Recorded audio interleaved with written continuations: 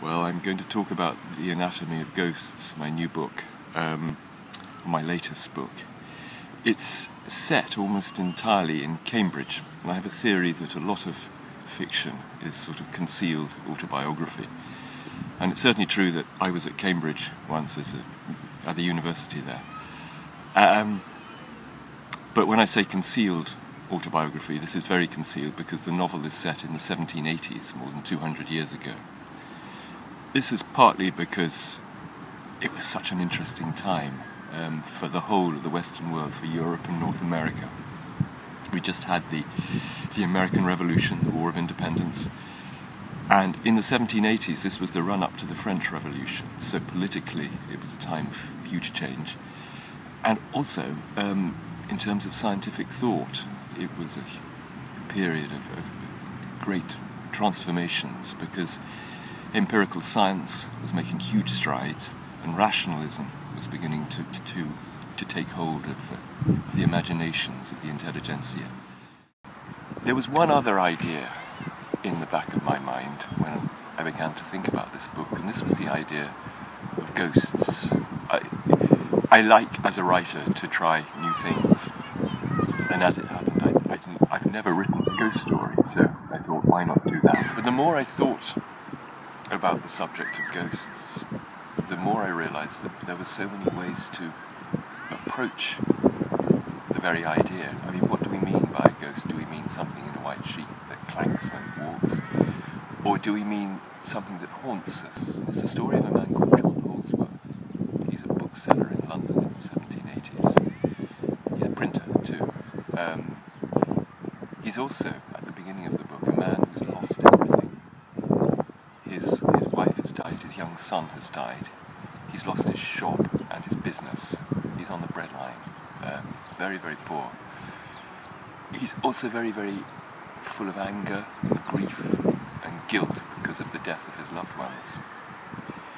Out of all this, he writes a small book called The Anatomy of Ghosts, which is a sort of a bitter rationalist attack on the very notion that ghosts might exist.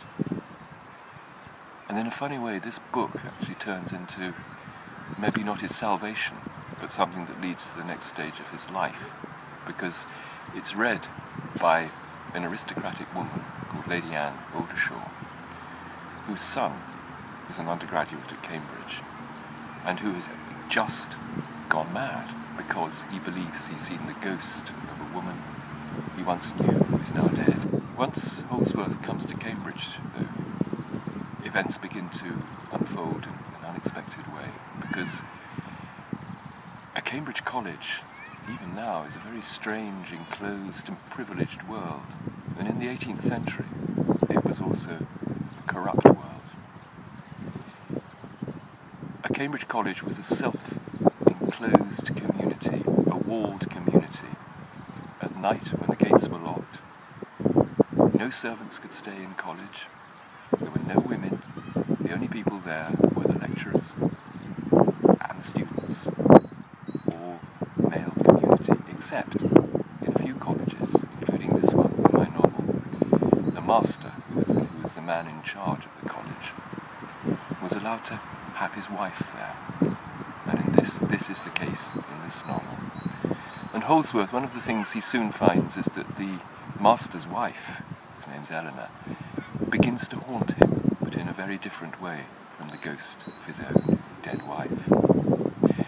But there's another sort of haunting going on in the story, in Cambridge, and in the life of the mad undergraduate. And that's a hellfire club. They often attack Catholics as well. They were tended to be very, very anti-Roman Catholic. And my poor mad undergraduate has become a member of a Cambridge club called the Holy Ghost Club. So this novel is about ghosts on one level, but it's also a murder mystery, and there are several murders. And beyond that too, perhaps it's a bit of a love story. So it's a sort of mongrel book. But most of all, it's a crime story, because I'm a crime writer, I write crime novels, and I know that to make a crime novel work, you have to have a few corpses, and then your story will begin. Thank you.